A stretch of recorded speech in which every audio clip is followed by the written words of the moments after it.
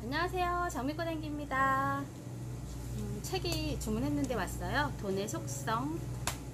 원래 제가 그 김승우 그 회장님을 처음에 알게 된 것은 제가 원래 특강 듣는 거 좋아해서 아마 특강 듣는 데서 알게 되었어요. 그러면서 이제 첫 책을 보면서 되게 멋있는 분이시구나 라고 생각을 하고 있어서 이분의 책을 다 읽고 특강도 거의 많이 듣고 그러다 보니까 이분이 가지고 있는 되게 그 생각이나 그런 것들이 되게 좋다. 또 선한 영향력을 가지고 모든 사람들한테 그런 좋은 이타적인 것들을 하시는 걸 보고 참 좋으신 분이다 라고 생각을 했어요. 그래서 관심을 되게 가지고 있었는데 또 그래서 책도 또 글도 되게 잘 쓰시고 그래서 책이 와서 책을 한번 읽어보도록 하겠습니다. 제목은 돈의 속성, 김승우 회장님. 프롤로그부터 읽어볼게요. 인간은 경제적 자립을 위해 돈을 필요로 한다. 이 돈을 이해하는 방식은 지난 수세기 동안 많은 사람을 통해 다양하게 교육돼 왔다. 하지만 정작 돈을 다루는 지혜의 수준이 높아진 시대는 없었다. 세대가 바뀌고 시간이 흘러도 우리는 여전히 제자리이다. 지극히 현명한 사람도 돈에 대해 무지한 경우가 태반이고 정작 부를 이루고 유지한 사람은 그 비밀을 말할 이유가 없었다. 그나마 알려진 방법은 유효기간이 지난 알약 같은 지나간 과거의 지식일 뿐이다. 인생에서 돈에 대한 문제를 해결한다는 건 영적 각성만큼이나 삶에 있어 중요한 가치다. 방치하거나 무시하면 현실의 돈 역시 나를 무시하거나 방치하기 때문이다. 돈을 세속적이라는 이유로 방치하고 두렵다고 피하면 그 피해가 나와 내 가족 전체와 다음 세대까지 이어지며 평생 노동의 굴레를 벗어날 수 없다. 그쵸? 시간적인 것부터 자유롭지 못하고 돈이라는 거에 구속되어서 계속 돈을 벌기 위해서 발버둥을 쳐야 하니까요.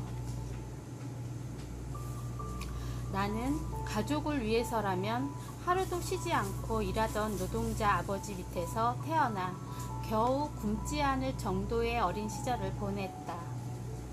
그러나 지금은 미국 정부와 한국 정부에 1년에 수백억의 세금을 내는 사람이 되었다.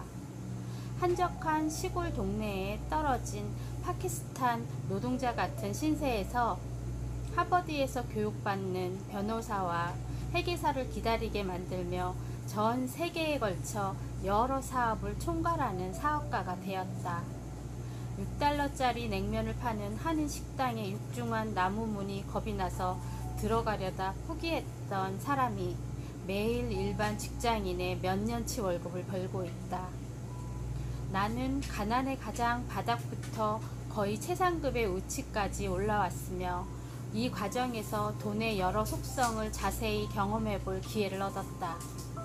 돈을 번다는 게 어떤 뜻인지, 돈은 어떻게 움직이는지, 돈은 왜 사라지는지, 돈은 어디로 몰려 다니는지, 돈은 무슨 일을 하는지, 돈은 어떤 흔적을 남기는지를 비교적 깊고 넓게 볼 수 있는 위치에 올라설 수 있었다. 분명 누군가는 나보다 더한 통찰이 있을 것이다.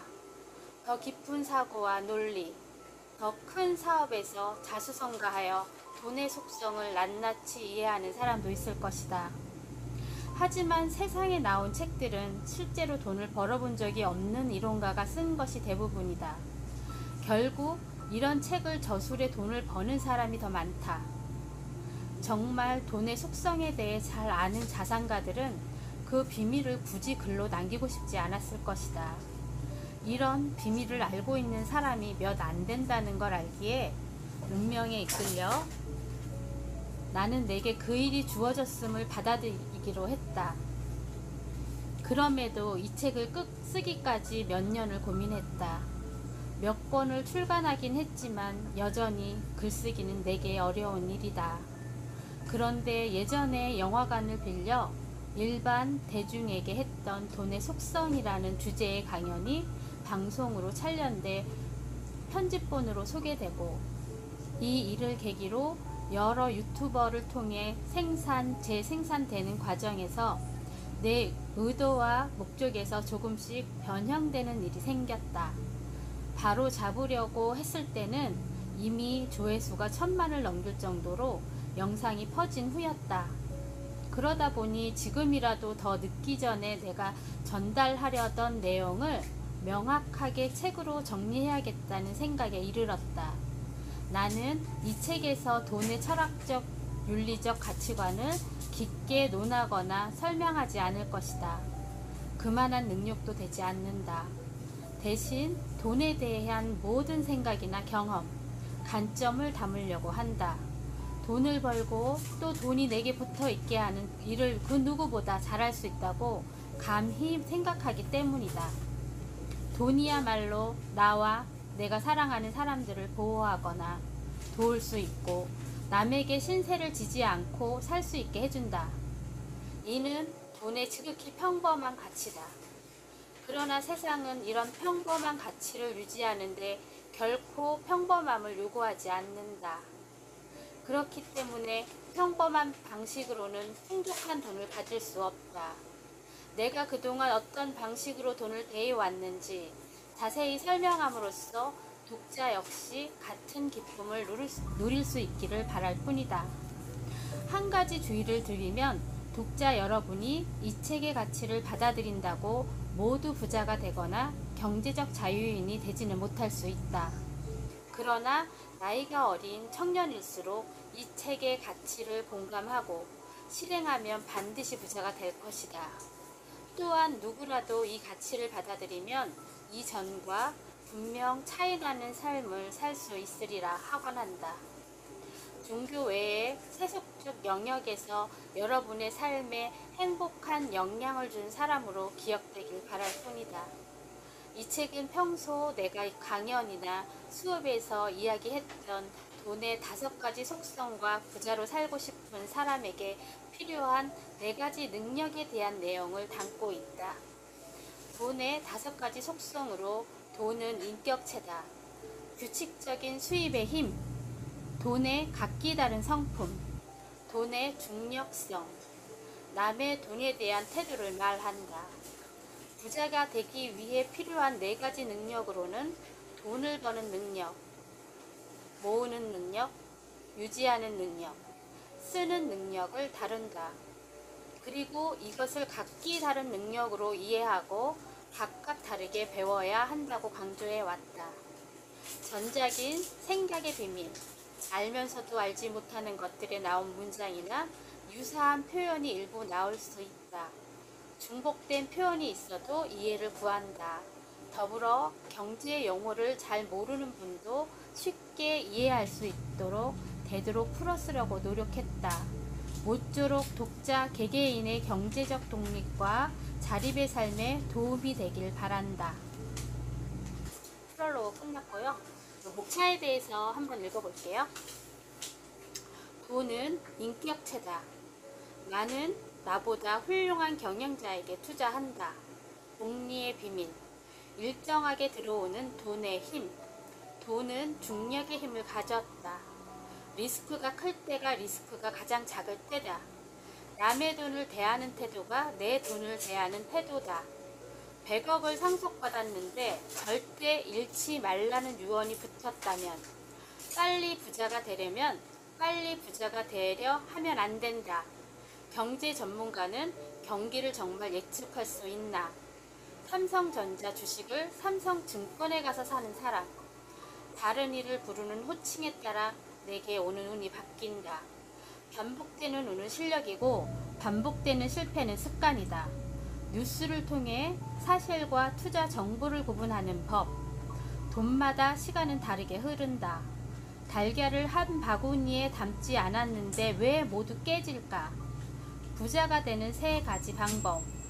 돈을 모으지 못하는 이유, 자신이 금융 문맹인지 알아보는 법, 주식으로 수익을 내는 사람들의 세 가지 특징, 얼마나 벌어야 정말 부자인가, 내가 재산을 지키기 위해 매일 하는 일, 가난은 생각보다 훨씬 더 잔인하다, 금융 공황 발생에 따른 세 가지 인간상, 내가 청년으로 다시 돌아가 부자가 되려 한다면, 지혜는 기초 학문으로부터 시작된다. 부자가 되기 위해 우선 당장 할 수 있는 일 한 가지. 앞으로 주식이 오를 것 같습니까? 현재 임대료를 내는 사람들의 숨은 가치. 부동산에 투자하는 것이 좋을까? 주식에 좋을까? 나의 독립기념일은 언제인가? 돈을 다루는 4가지 능력. 이런 곳에 나는 투자 안 한다. 보험은 저축이 아니다. 예쁜 쓰레기. 경제에 대한 해석은 자신의 정치적 신념에서 벗어나 있어야 한다. 마중물과 종잣돈 1억 만들기의 5가지 규칙. 좋은 부채, 나쁜 부채. 세상의 권위에 항상 의심을 품어라. 좋은 돈이 찾아오게 하는 7가지 비법. 직장인들이 부자가 되는 2가지 방법. 감독, 자선 배분이 중요한가? 선수 포지션이 중요한가? 은행에서 흥정을 한다고요? 떨어지는 칼을 잡을 수 있는 사람. 재무제표에 능통한 회계사는 투자를 정말 잘할까? 김승호의 투자 원칙과 기준. 자식을 부자로 만드는 방법. 만약 삼성전자 주식을 아직도 가지고 있었더라면 국제적 수준의 행동 에티켓과 세계화의 과정. 당신의 출구 전략은 무엇인가? 모든 비즈니스는 결국 부동산과 금융을 만난다. 똑똑한 사람이 오히려 음모에 빠진다. 사기를 당하지 않는 법. 투자의 승자 자격을 갖췄는지 알 수 있는 11가지 질문. 두량 종난 복팔분. 부의 속성. 흑수저가 금수저를 이기는 법. 당신 사업의 펀은 얼마인가? 큰 부자는 하늘이 낸다. 창업을 꿈꾸는 젊은이는 작은 회사로 가라. 능구와 공부. 아직도 할 사업은 끝도 없이 많다. 사업가는 스스로에게 자유를 줄 수 있는 유일한 직업. 돈마다 품성이 다르다. 가족 안에서 가장 부자가 되었을 때 부모와 형제에 대한 행동 요령. 실패할 권리. 책이 부자로 만들어줄까? 신은 왜 공평하지 않을까? 항상 투자만 하는 송 사장과 항상 화가 나 있는 그의 아내. 동업을 어떻게 생각하세요? 길을 모르겠으면 큰 길로 가라. 쿼터 법칙. 기도로는 부자가 될 수 없다. 재산을 모을 때는 농부가 되고 투자할 때는 어부가 되라. 돈을 모으는 4가지 습관. 목차 다 읽었고요. 이제 시작 부분 한번 따라서 읽어보도록 하겠습니다.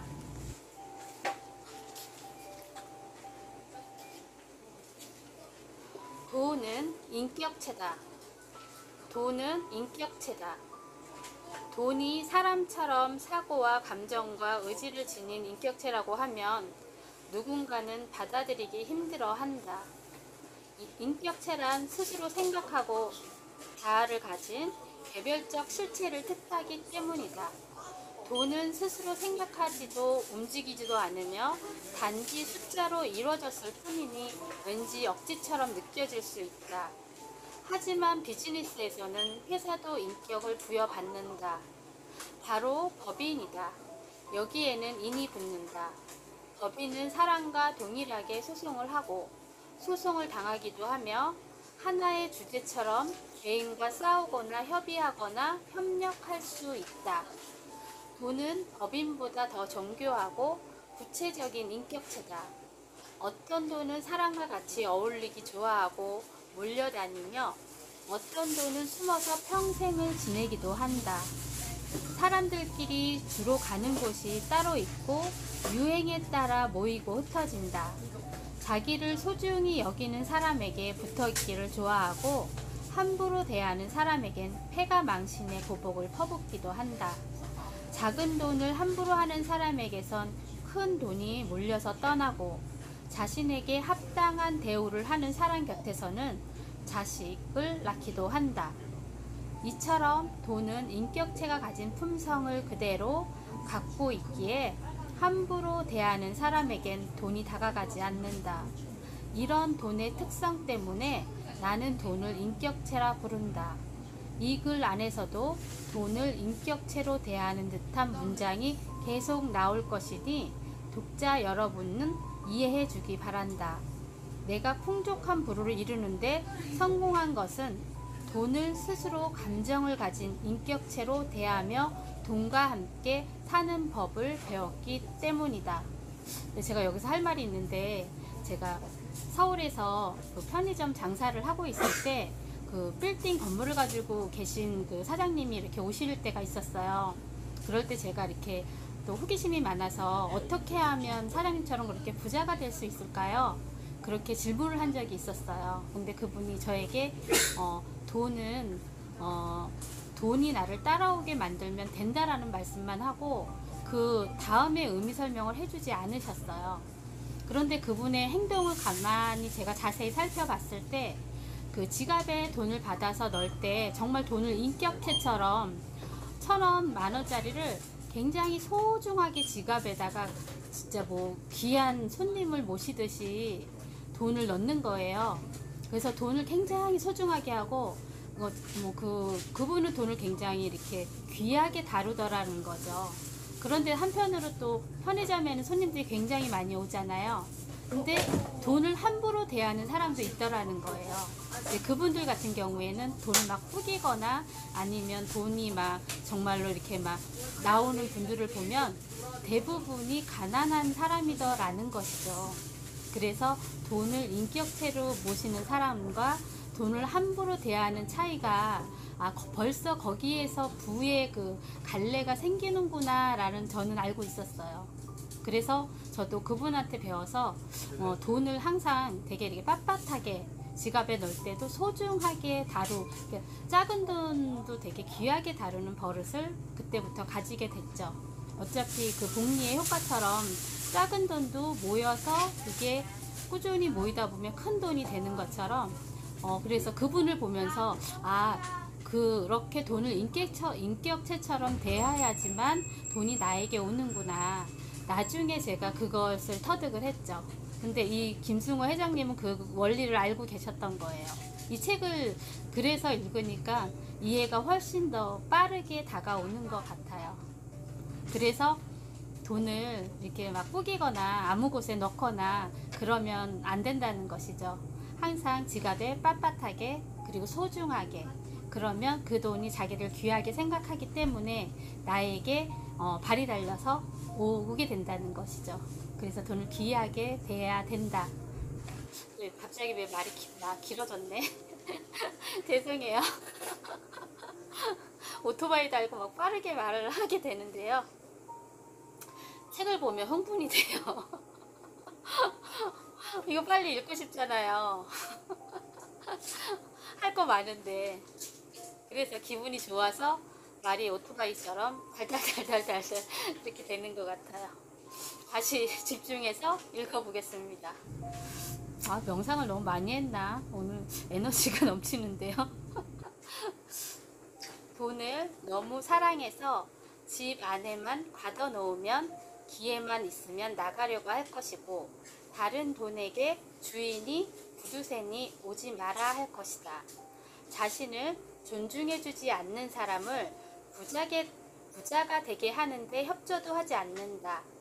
가치 있는 곳과 좋은 일에 쓰인 돈은 그 대우에 감동해 다시 다른 돈으로 데리고 주인을 찾을 것이고, 술집이나 도박에 자신을 사용하면 비참한 마음에 등을 돌릴 것이다.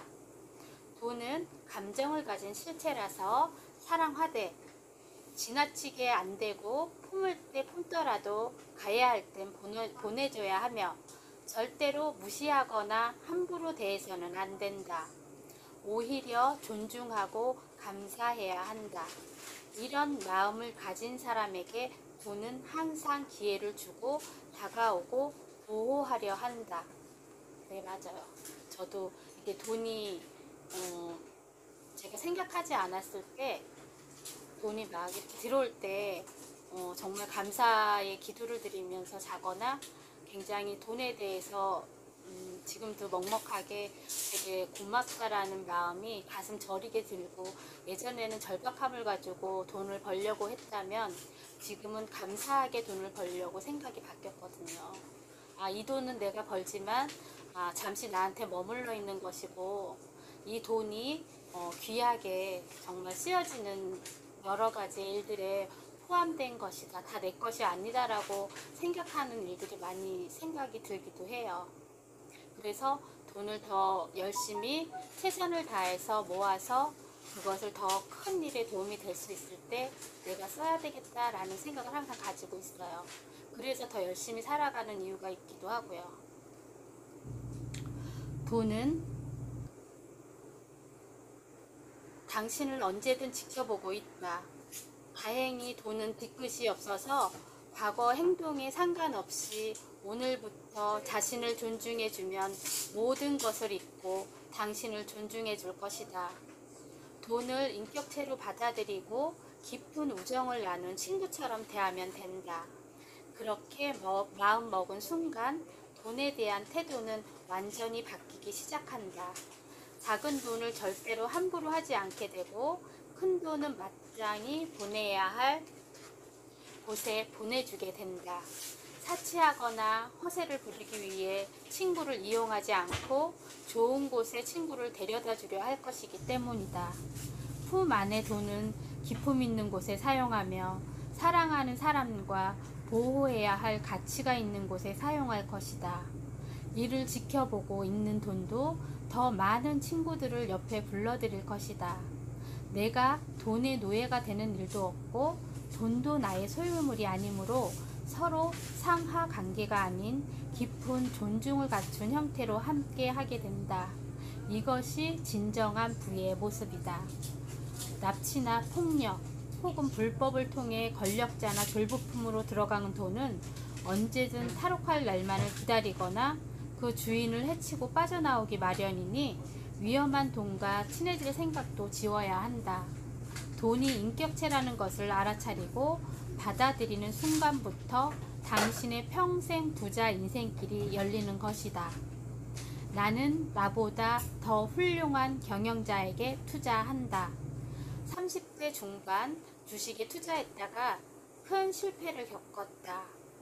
과거의 주식 정보를 바탕으로 가장 좋은 거래 패턴을 찾아내 투자하는 프로그램 매매에까지 손을 댔었다.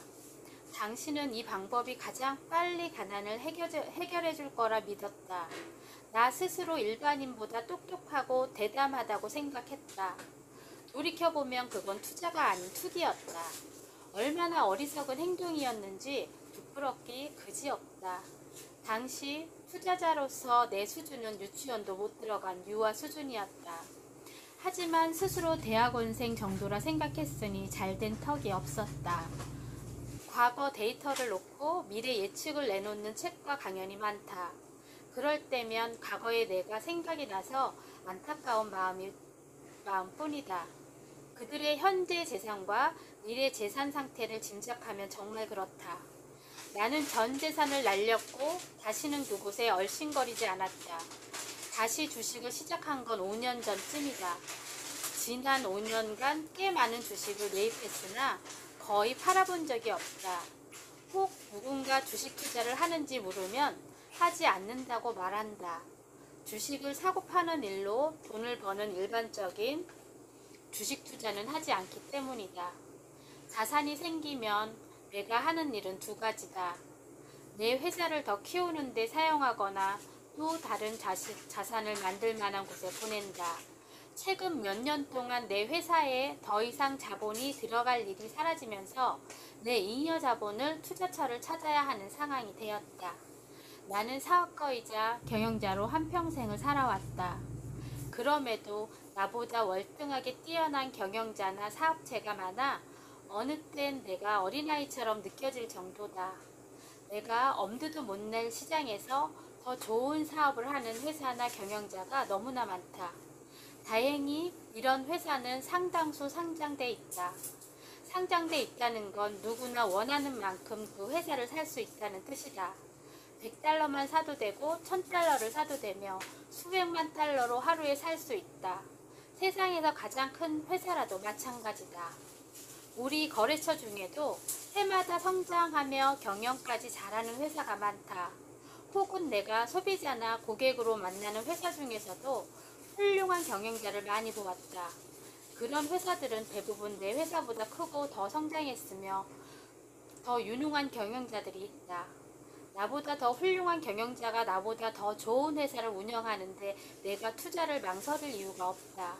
결국 나보다 훌륭한 경영자에게 투자하는 일은 그들과 동업하는 것과 다름없다.